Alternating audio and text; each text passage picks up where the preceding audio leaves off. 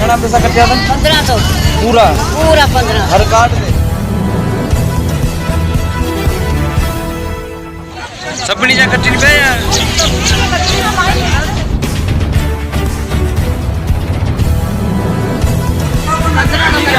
घना पे कटिन पैसा 1500 पूरा पूरा 12,000 ना 1500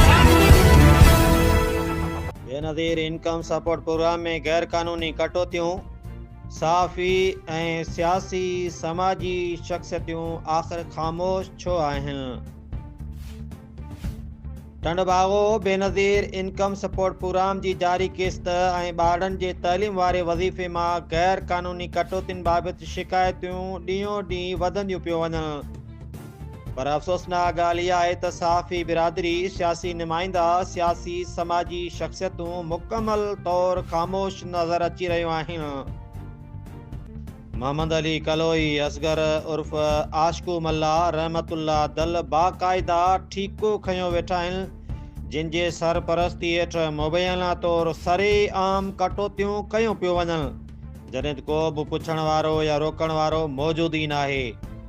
मुस्तहक़ औरतुनि जो चवणु आहे त खेनि मुकमल रक़म ॾियण बदिरां घटि पैसा ॾेई बाक़ी रक़म बाबति ग़लति बहाना ॿुधाया वञनि था।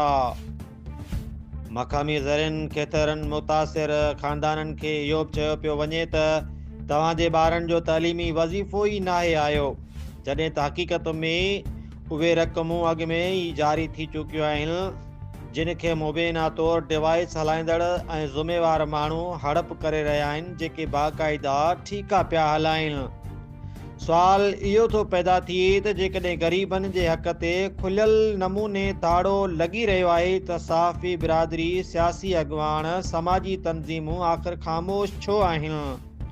छा ग़रीब औरतुनि ऐं ॿारनि जा हक़ एतिरा सस्ता थी विया आहिनि जो को बि आवाज़ उथारण लाइ तयार ई नाहे?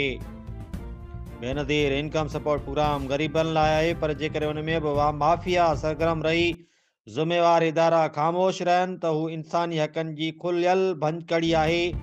हुकूमत ऐं लाॻापियल इदारनि खे फ़ौरी नोटिस वठणु घुरिजे।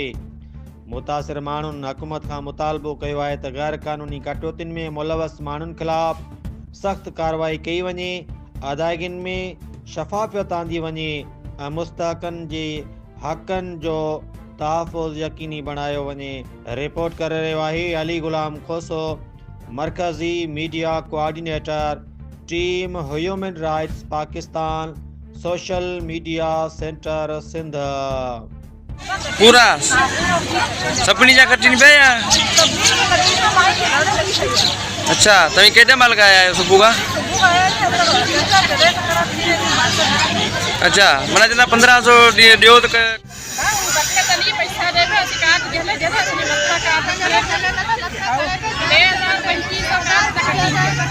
2500 तव्हीं छा था चवणु चाहियो?